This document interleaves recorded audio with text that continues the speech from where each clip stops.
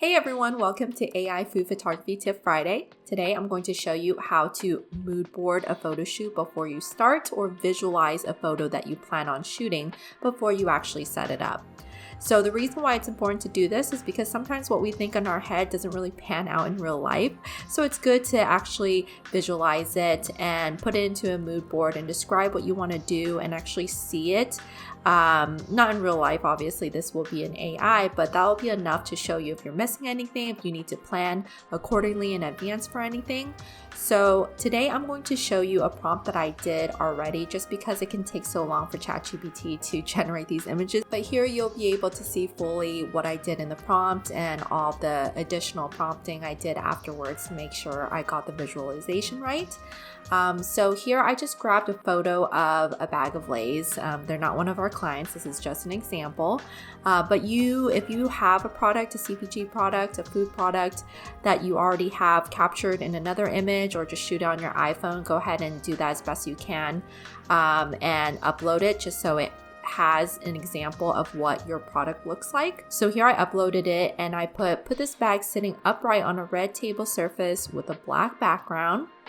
So I specified what the bag should be on in terms of the table and the backdrop.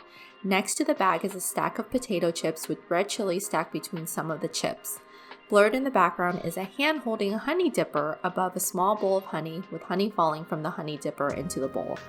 Now, a lot of this might seem really overly detailed, but as I've mentioned in past videos, the more details the better, just because when you don't provide the details, ChatGPT will fill in the gaps with what it thinks is best, and that's not always what's best. So definitely specify the backdrop, the table surface, specify exactly how you want everything styled, and go from there. So this is what it generated for me. It technically did give me a stack of potato chips. It did not put the chili peppers in between the potato chips like I wanted. And it did technically do the hand with the honey dipper in the background, but the bag is covering it and I really wanted it on the other side. I should have specified that. So this is where the further prompting will help. So I put in additional details that talks about how I want the chili peppers kind of stuck between the potato chips and I want to move the hand with the honey dipper to the other side. So here it did that for me, but it still is too perfect for me. The stack, I don't really like that.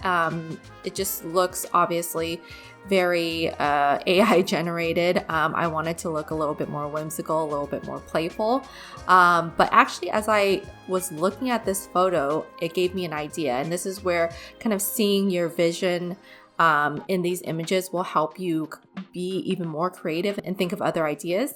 So once I actually saw this stack, I was thinking, you know what? How about we actually move the stack over to the other side, and instead of this honey dipper just kind of drizzling honey down into this bowl, I want it drizzling honey on the stack itself to kind of show all the flavor cues coming together.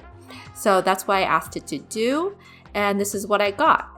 Just seeing this image in ChatGPT makes me feel like, you know what? That is the kind of shot I want. That is something I want to bring to life. Even though this image isn't perfect, it doesn't matter, right? Like this honey dipper just looks way too tiny.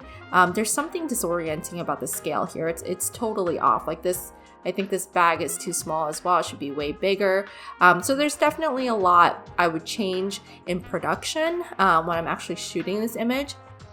But it gives me a good idea of what it's going to look like and that's what I want captured. So this is what I do for clients all the time. If you're shooting your own images, definitely do this as well. Pre-planning is such an important thing to make sure you get the photos right.